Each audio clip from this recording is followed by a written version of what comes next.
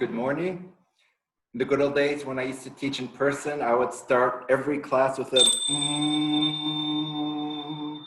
not to get you to meditate, but to get you to shut up. But I'm just keeping old habits because now this is a problem I don't have to worry about. Well, welcome to History 102.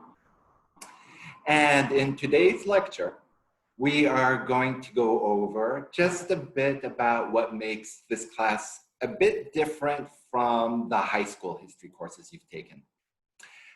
Once we go through that, we'll go over the syllabus, how I'm going to grade you.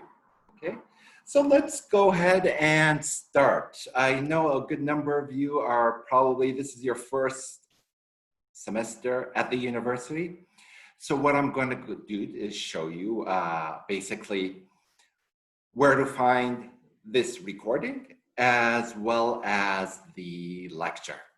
So let's go to the website for Cougar courses. Now, if you see the URL, that's csusm.edu.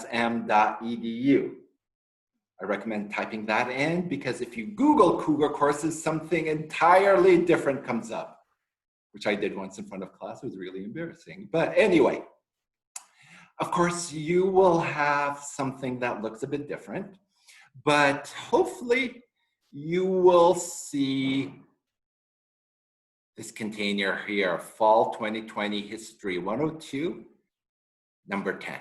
And you just want to click that. And you'll see that today we're going to go over the syllabus and study guide.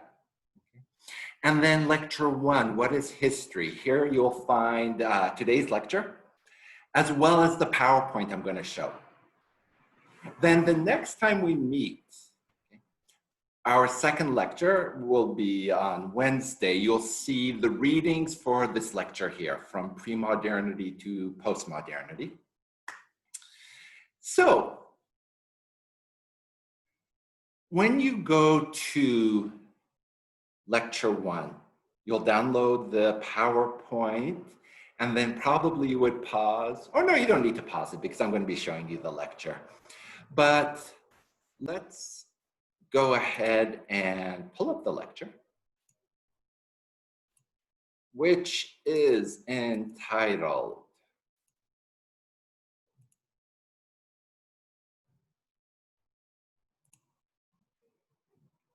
This is not a high school history course because high school sucked, at least for me. I still have trauma from those days. But anyway, some of you might have had a bittersweet end to high school as well due to the current circumstances. But here I am basically going to give you an approach to what is my philosophy of history. In other words, what is the subject I teach and how does it serve you? How does it give you any kind of added value to your life? And what will you get at the end of this course? So let's do this. What is history? Well, in my opinion, or in my use, it's the use of dank memes. Okay. Second, history is embedded in your everyday life. You just don't realize it. Then you have encountered history in the form of popular historical memory. Now, probably you're going to be hearing this term for the first time. I'm going to define it for you in this lecture. History is not something that you just study in the past. It's not confined to a textbook. History tells you who you are. History is the study of your identity. Then there's a scientific aspect of history. It's embedded in your biology. Now, what I mean by your biology, it's embedded in your DNA chain. And basically, what is your DNA chain but what you've inherited from thousands of years of your ancestors and their mutations that make you who you are today. Then we conclude with history is something that has to be fought for. Okay, so let's begin. History is the use of dank memes, okay? So if you went to this website called cracked.com, not crack.com, I assume crack.com sells, well, not sell, yeah, it's in something for entirely different purposes, but cracked.com is a good example of popular historical memory. Okay? But in this case, what do they want to basically argue is, what would textbooks look like if you guys wrote it? What would textbooks look like if students wrote it? And what I was interested in was, what would the history textbook look like? Okay, well, it would look like this: world history, just Google it.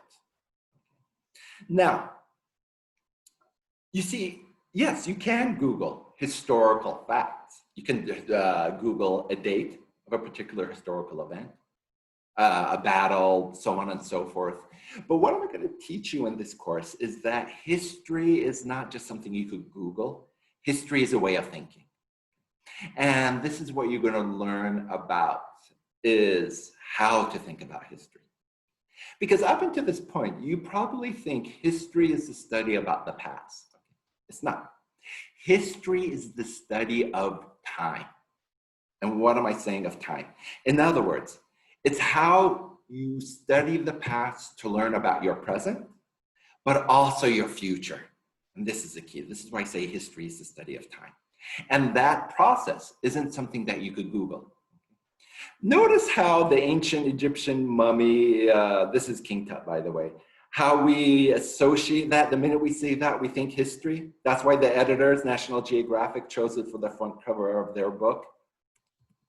The same for this book, World History, People and Nations. And of course, this is somebody editing the cover to make it look funny. I wish there was a history book like that. I used to draw those when I was a kid, little suicidal stickmen. Anyway. Okay, what is history for the most part? When we're taught about it, it's really the history of wars and killings, okay?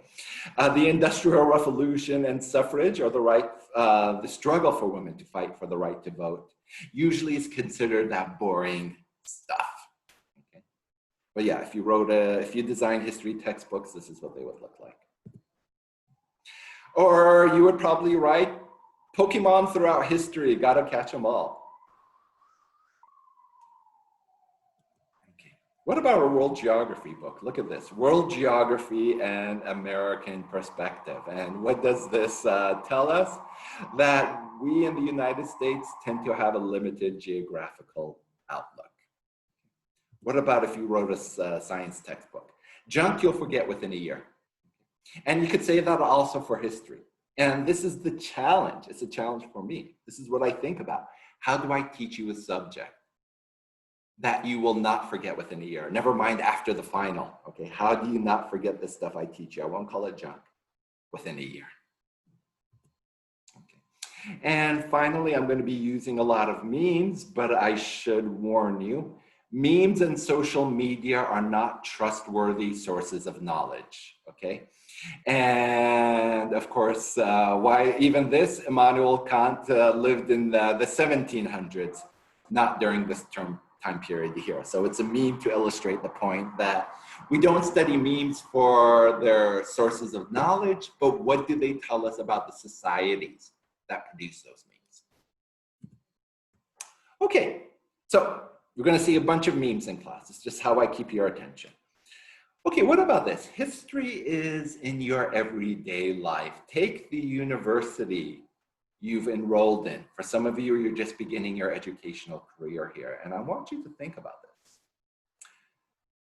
Just think about, you would probably say, somebody will ask you, where are you going to college? You'll say, California State University, San Marcos. Yeah, I couldn't get into UCSD or SDSU. Probably that's the sentence that comes out of your mouth, right? But did you ever think of those 5 words? And it's a mouthful. California State University, San Marcos. The very words we use, every single one of them has a history. What's the history of California? Where did we get the name from? Other states are pretty straightforward. Think of Florida. That was named by a guy named Ponce de Leon. the Spanish conquistador who saw a lot of flowers, and in Spanish, a flowery land is Florida. Texas comes from the Spanish tejas, meaning tiles. Okay, but where does California come from? It's not a Spanish word. And there's a reason for that. It was named by Spanish conquistadores, or those Spaniards who were sent to conquer North, Central, and South America. But when they happened to come across the land of California, they named it after a mythical land in the most famous novel of its time. So in the most famous novel of the 1500s was a novel, basically a mythical story about a land called California, where there lived a magical queen who was guarded by an army of griffins. Based on the description of the mythical California in the book, when they saw the real California, now remember, California is both Baja California and Alta California. But anyway, when they saw California, they said, this reminds me of the land I was reading about in the book about the queen, and her name was California. Okay, now, imagine this. Imagine if you have a yacht, and okay, I know what a stupid thing to say for any of us, but let's just say, okay, you make $1 billion, let's hope, and you buy a yacht, and you discover some undiscovered island before. Never been discovered. And let's say at the time you were reading, I don't know, Harry Potter. No, I forget Harry Potter. You're reading one of Tolkien's books. And you land on this island and you say, this reminds me a lot of how Middle Earth was described in the book. And then you name that land Middle Earth. That's basically how California got its name. Okay. Now, what about the word state? Where does the word state come from? Okay, we use it a lot, the state of California, the United States of America, and look at those two flags I highlighted. Both, one of them represents the state of California, and another flag represents the United States. But what does the word state mean? Not what does it mean in this particular context. In theory, California State University should have meant that the state is providing you an education, and in theory, it should be free because taxpayer money goes to fund it, but we all know the story of that. But no, just forget that for a moment. What do we mean by the word state? Okay. Well, the word state comes from Latin. And of course, if you speak Spanish, what are you speaking is basically a bad form of Latin, or Latin without a lot of the rules of Latin. So think of the word in Latin. In Latin, the word in Spanish, in other words, what Spanish inherited is the verb estar. And what does estar mean? Well, it means to be, but it's not the same as the English to be. You see, when I ask, ¿Cómo estás? In other words, when I'm asking, how are you? What do you respond? You would respond, bien, good, mal, bad, or I don't know, borracho, drunk, okay? Those are the ways you would respond to that question.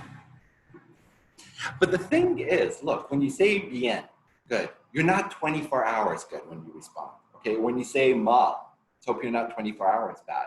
And when you say borracho, you're not 24 hours drunk. I hope not. This isn't SDSU, you know? Anyway, so borracho, mal, bien, what are they describing?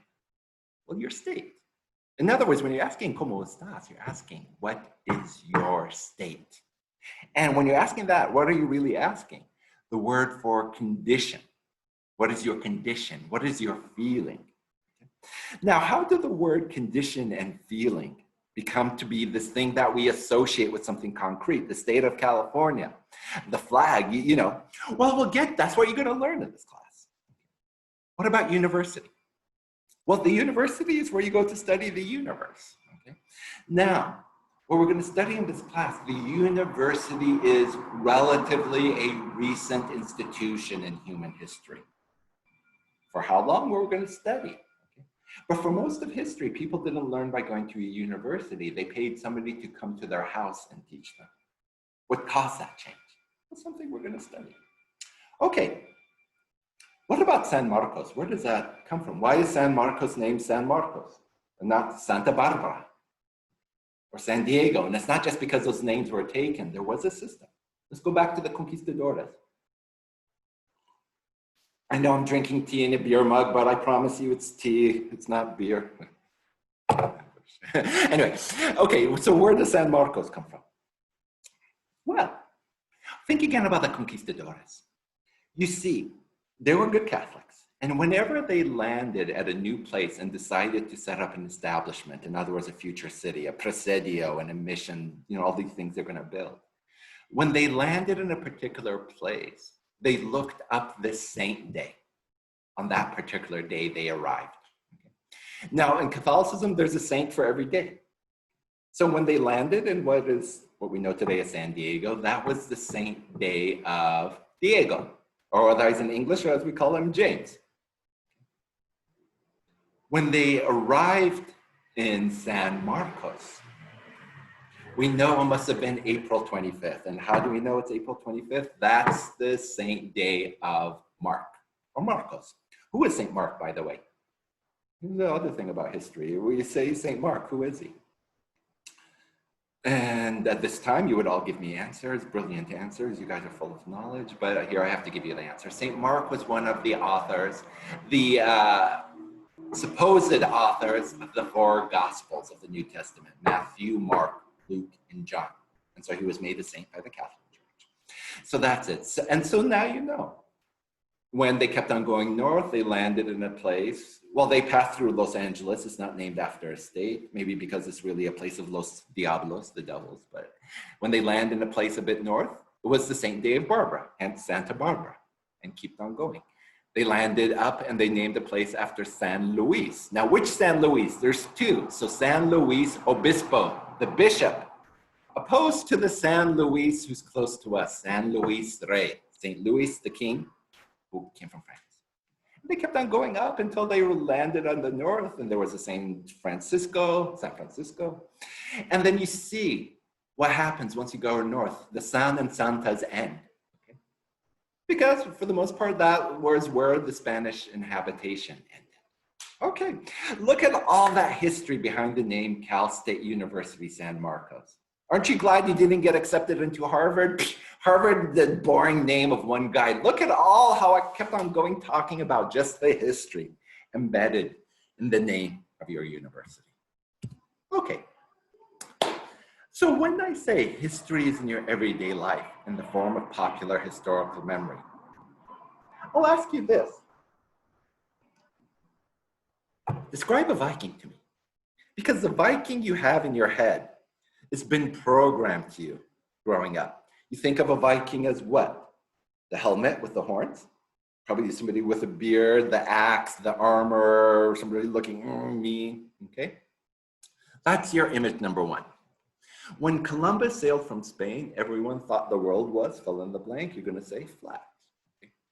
And could Napoleon kiss Cardi B without a ladder? No, he was short, right? And Cardi B has those big boots, those blood boots, right? So she's tall. So let me now show you the following video. In other words, every single one of those images or responses in our head are an example of popular historical memory.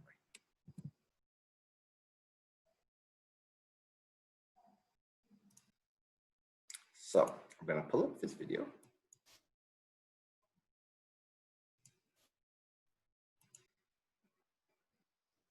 And sorry, the sidebar. Movie bar. Okay, let's watch the flag.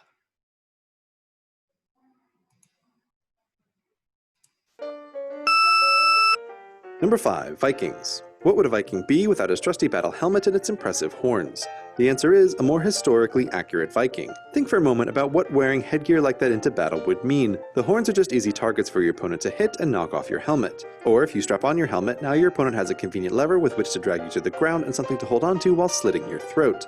Horned helmets are a terrible idea, which is why archaeologists have never found them at Viking battle sites, and there's no evidence that they were ever used. It was poets and artists, people not known for caring about facts and reality, who gave the Vikings their silly hats during the late 1800s, long after the Vikings could correct their misconceptions. Number 4, Lady Godiva. The story of this 11th century English noblewoman is that her mean husband the Earl raised taxes on the townspeople of Coventry which Lady Godiva, and not surprisingly the locals, thought were too high. She badgered her husband and he conceded in exasperation to lower the taxes if she rode through the town naked, assuming that she never would, but she did. Because people don't like taxes, even though their house civilization is purchased, Lady Godiva's story lives on, notably in the Godiva logo and in popular songs. But while Lady Godiva was a real person and Coventry is a real town, there's no record of her nude ride from the time when it happened, so we can safely assume the story is false. Just as with the Vikings, again, poets and artists are to blame who made up the tale long after Lady Godiva's death. Number 3. Napoleon. Famously, this tiny general, perhaps to compensate for his short stature, took control of France, greatly expanded its influence, and dubbed himself emperor. Napoleon's official height was indeed 5 foot 2 inches, but at the time French inches were longer than English inches, so doing the unit conversion, Napoleon's height should have been reported as 5'7" in England's imperial units, which is short by today's standards but was average or slightly above average in the early 1800s. However, England, with its eternal love of all things French, didn't care and went with the Napoleon is so short LOL version of the story in newspapers and cartoons. Meanwhile, Napoleon was busy introducing the metric system to France and the wider world to standardize measurements so this sort of confusion would never happen again. And thankfully, the whole world now uses metric. Mostly, sort of. Number 2. Roman vomit. Ah, the Roman Empire, so great and powerful, but corrupted by decadence from within. And what could be a better symbol of that decadence than the vomitorium, where Romans, after stuffing themselves with delicious foods, could vomit them all up again to make room to feast anew. Vomitoria are real, but this idea of them is not, though the confusion is understandable because their name, vomitorium, seems to make their purpose so clear. Even if for some reason you know Latin, perhaps because you live in a country that insists you waste hundreds of hours of your life learning a dead, useless language, this knowledge still won't help you because the root word vomitum means to spew forth. So what is it really? If you've ever been to a big stadium like, say, the ones made by the Romans, you've already used a vomitorium. This is what the vomitoria are, the passageways that let lots of people enter or exit at once. The people are what spews forth in the vomitoria, not the contents of the people. Number 1. Columbus. There's so very much wrong with the common retelling of the story of Christopher Columbus that it's hard to know where to begin, but the biggest misconception is that everyone else thought the world was flat, but Columbus was the only guy smart enough to know that it's round. It makes a daring story, but knowledge of a spherical Earth goes back to at least 5000 BC. That's 6,500 years before Columbus set sail. And that knowledge was never lost to Western civilization. In 200 BC, Eratosthenes calculated the Earth's circumference, and his estimate was still well known and being used during Columbus's time. The argument Columbus had with Queen Isabella was not over the shape of the Earth, but of its size. Columbus estimated the Earth was much smaller than Queen Isabella and her scientific advisors did, which was why he thought he could make it across the empty Atlantic to India. But Columbus's size estimate was wrong, again, just like Napoleon's height because of mixed up units. However, this mistake did send him west to become the first European to discover America. As long as you ignore the hornless Vikings who beat him by 500 years.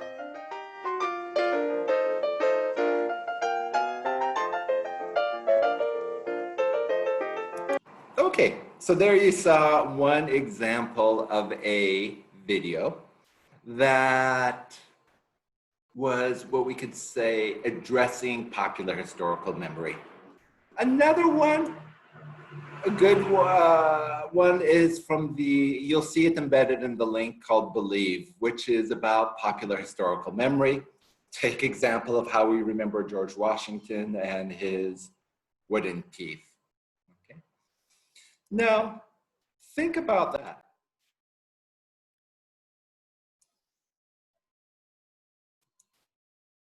When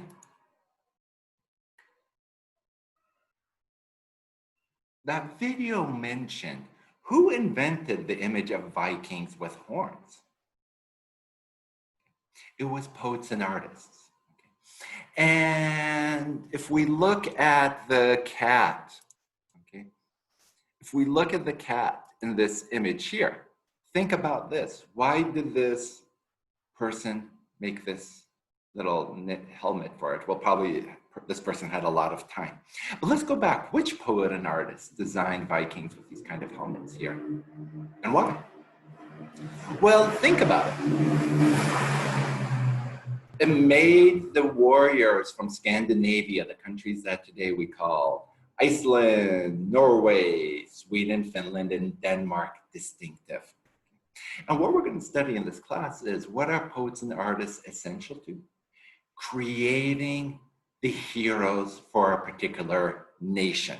And this is going to be a theme we're going to study throughout this class. Okay?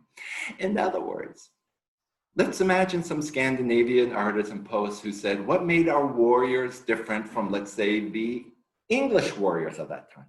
Well, nothing. They both wore the same type of helmets. Let us make our warriors, our historic warriors. Let's imagine they had horns on their helmets. That would make them a bit more frightening. And think about it, yeah, what did the horns do? They made Scandinavian culture distinct. I mean, think of this woman. If there was no horned Vikings and she wanted to make her cat a Viking, she would have just sewn it without the horns. It might be more accurate, but then it might look like what? I don't know, like a Jewish cat, you know? That's what the thing about popular historical memory does. It makes your heroes unique. Same goes with Napoleon. Napoleon is revered in France. The British disliked him. So what do? You make heroes out of your warriors, such as an admiral named Trafalgar. And if you go to London, there's a Trafalgar Square. And you demean the enemy. In this case, it would have been Napoleon. Okay, how else is history in your everyday life? What's the difference? So what is popular historical memory? We need to distinguish it from the formal history of historians. And what is the formal history of historians? Is the research I do, the books I write. And usually I write books to be read by other historians, but to be read also by students. So I have, let's say, one textbook on the history of the Middle East that I assign to my students, so I can make some money. But also, that's my job. I have to write books. Okay? But also, I write books on the history of Iraq. That's really for people interested in Iraq. And I write formal history of, let's say, disease, epidemics. And that's for other scientists and historians who study epidemics to read it. Now, if other people in the public read it, that's great, but my primary audience is them. Now, I don't write formal histories of the state. In other words, none of my research is of interest to the state of California or the United States. I'm not paid by them to write history, I'm paid by them to teach. But some historians write the formal history of a state. That might mean a particular country, like the history book is signed in classrooms in England or the United Kingdom. Or it might be some historians write the history textbook of, let's say, the state of Texas, for the state of Texas, or the history of California for the state of California. And you see how formal history differs. Okay? Even in the United States, we don't have a formal national history. Okay? Here's an example of what the same textbook in California, how it looks a bit different for the market in Texas. The same textbook in California looks different for the market in Texas, but still, this is all formal history. Public historical memory works like this. You see, formal history is part of it, and it informs popular historical memory. Formal history informs also historical films, TV, and fiction. Okay?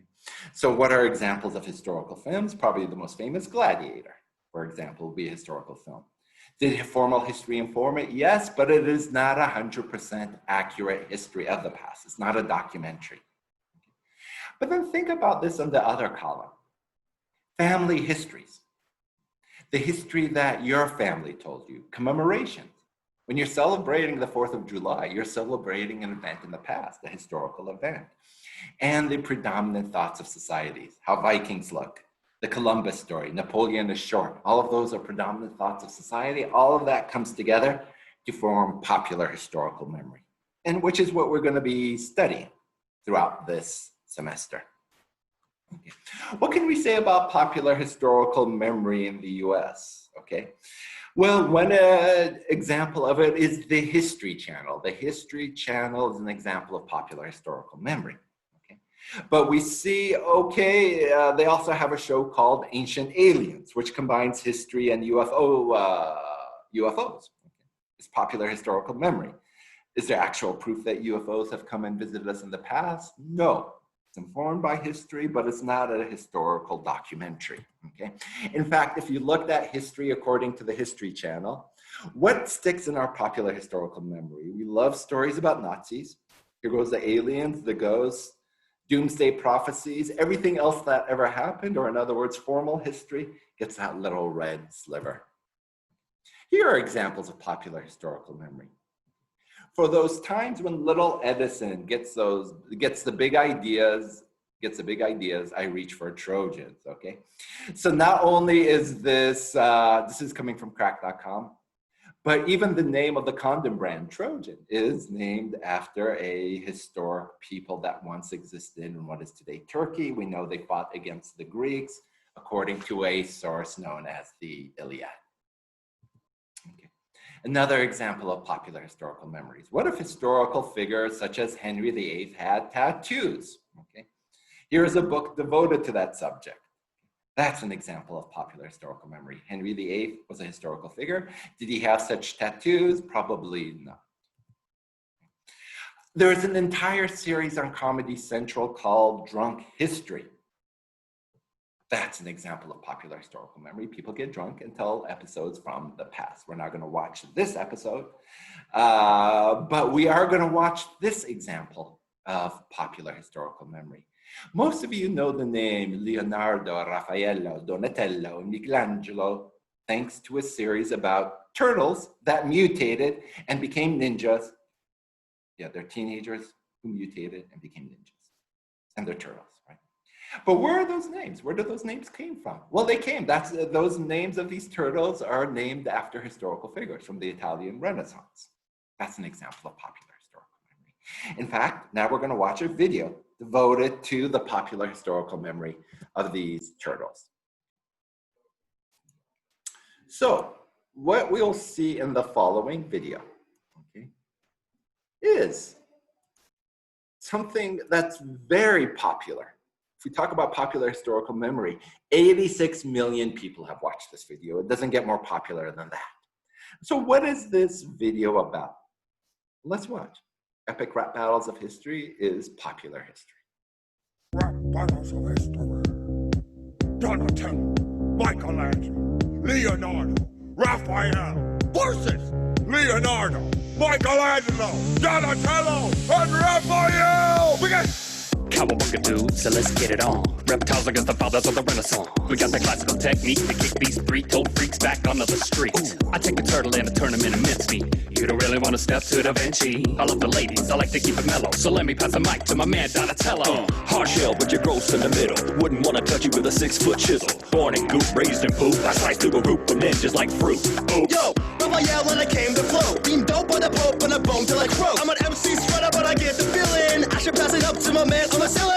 Oh, Michelangelo and I'm giant. I make David, but I slay you like a lion. I'm a rap god and you can't quite touch me. This battle's your last judgment, trust me. We drop science. We got the mathematics. The architects of rebirth, the rap addicts. You read the book, but it won't go well When you catch an Italian Boot to the half shell. The wisdom of our master Taught us not to rush to violence. but our master Ain't here, yeah. I don't think you wanna mess up back and try to play. Be back in your fly behind like helicopter fly away. I could be my steady rock a mic sucker. I'm a pristine, sistine nunchucker.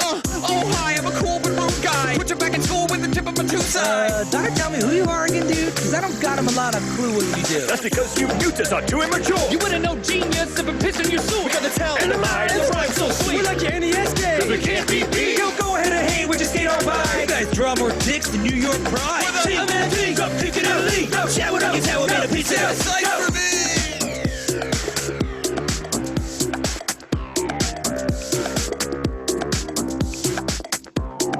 Okay, there you go. Now you're getting an idea of what popular historical memory is. So if we go back to our lecture,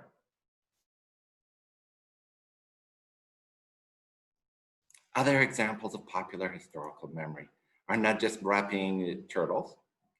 You could find it in music, okay?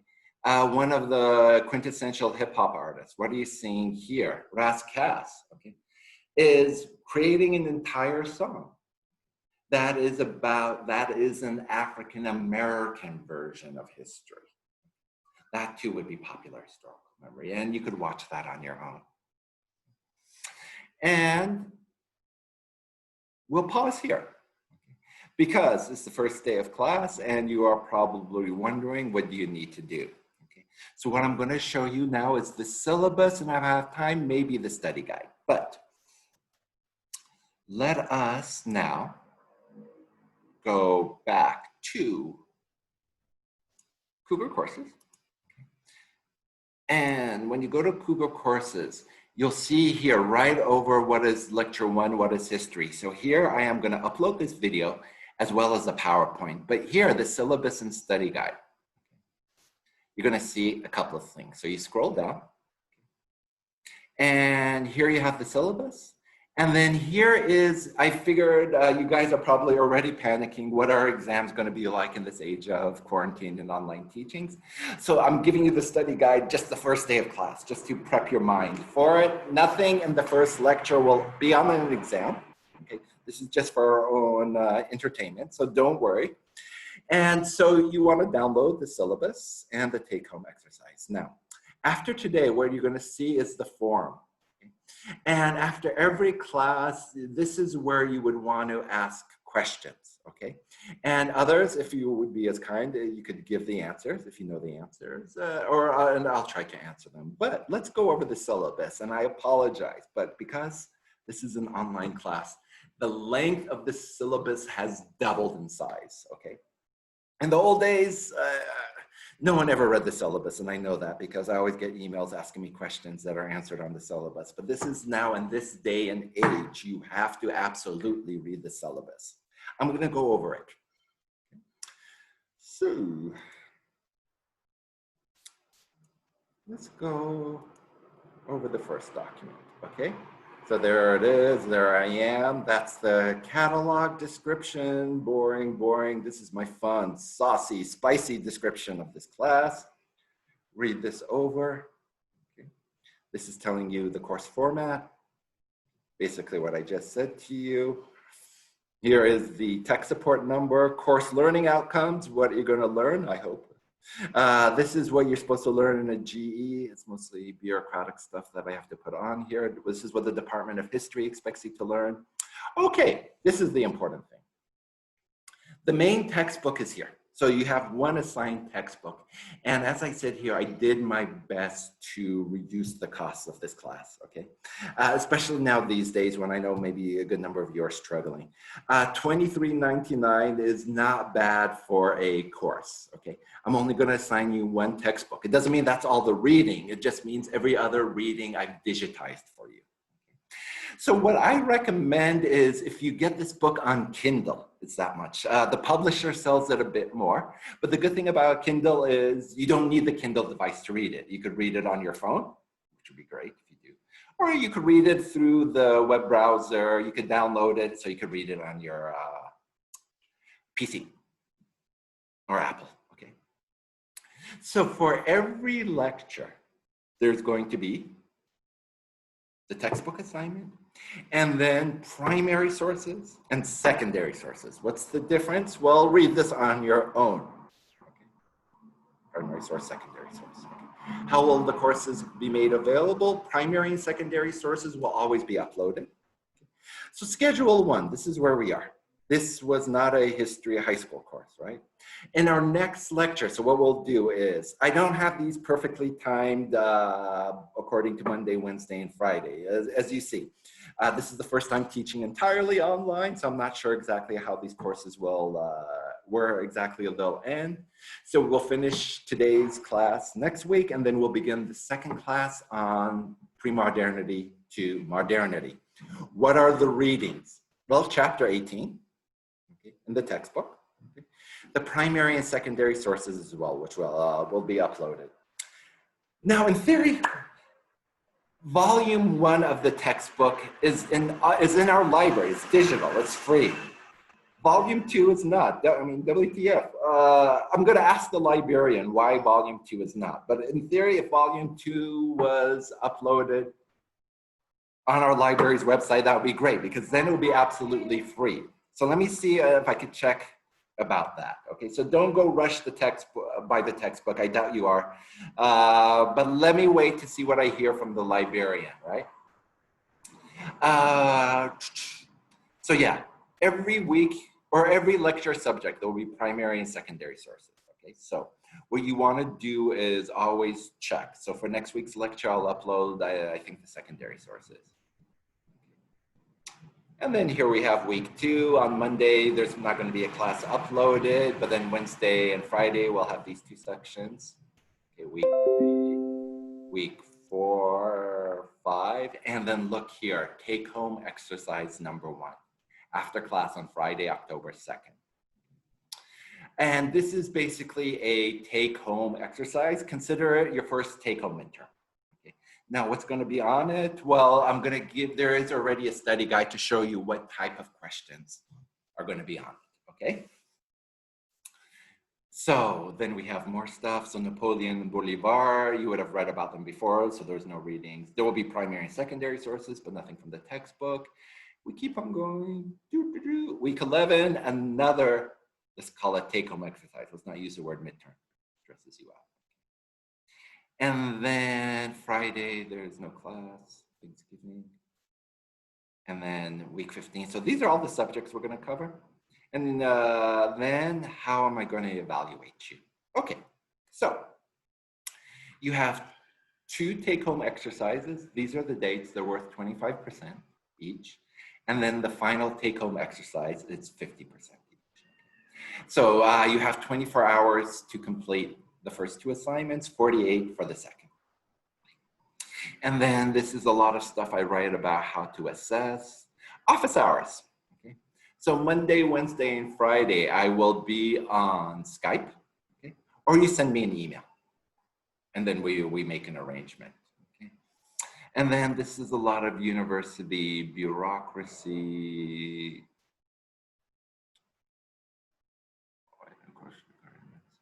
Actually, I'm going to have to modify this. I got to delete this. This is not there. And then I could change the syllabus at any time. This is not to be mean, but you know, things happen. Okay. So, what will the take-home exercises look like? Now, don't be intimidated because a lot of this is not going to make any sense to you, because I haven't taught you a lot of this stuff, or I haven't taught you a lot of the frameworks yet, okay? But just get a feel for it, because once you get a feel of what I'm gonna ask you, and that won't change, you'll be better prepped to focus on what should I pay particular attention. Well, hopefully you're always paying attention, but what approach is the professor teaching me that's gonna be important for the exam, right? So, then on the first part of the class, you're going to see, wait a minute, where did it go? Oh yeah, here we go. So here's your study guide. And the study guide is basically telling you there'll be 3 questions on the exam. And if you see how the points are, that's not going to change, okay? And don't worry, because we're going to go over this again right before, a little bit closer to the first take-home exercise. We're going to go over it again, okay? But just so you know, what's going to happen is you'll get I think I'll just email it to you, or no, probably you'll do it by Turnitin. And what you'll see in the beginning is the first question is about a secondary source. And what's a secondary source? It's anything written about the past by somebody who didn't live or experience the events. Okay. So you would have had this article maybe assigned to you. And of course, I'm using examples that I didn't assign to you, but let's say I gave you an article from the Wall Street Journal. And what is it about? It's about a character named Snooki from the Jersey Shore. If you know who she is, very good. If you don't know, don't bother looking her up. Anyway, so what will I ask you? I'm gonna ask you. Today we learned what is popular historical memory. What aspect of popular historical memory do we see in this article?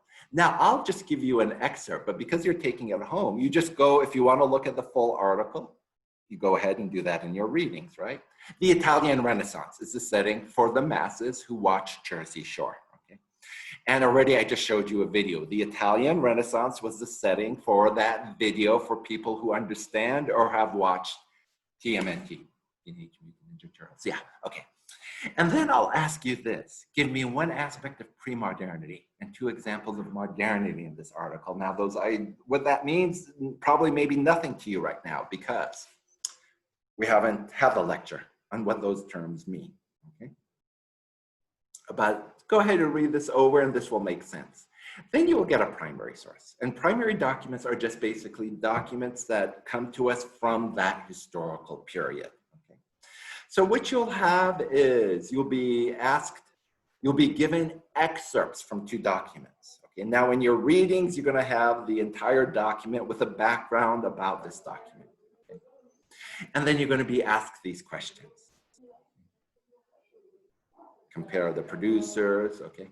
What is similar and different? Why are they significant for world history?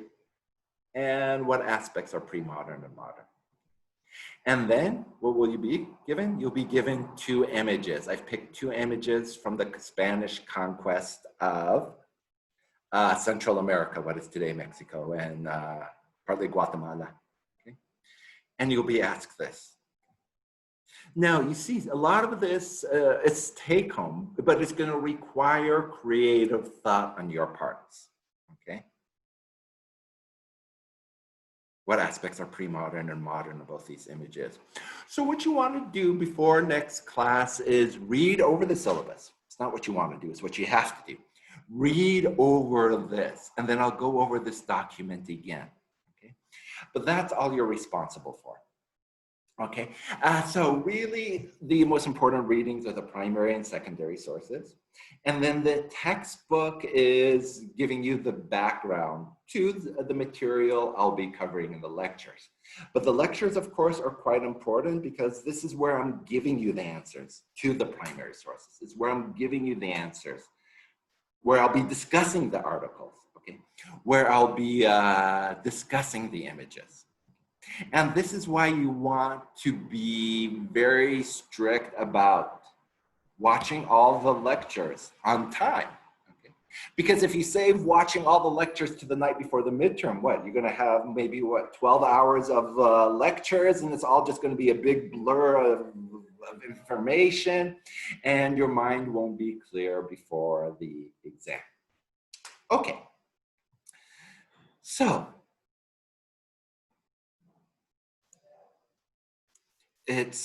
we have 3 minutes left, and this is the point where you kids get anxious and fidgety and start zipping up your bags because you want to get going to your next class. It's one good thing teaching online that I have to deal with this, but believe me, be patient with me because I'm learning how to do this, and I hate this. Believe me, I hate teaching online.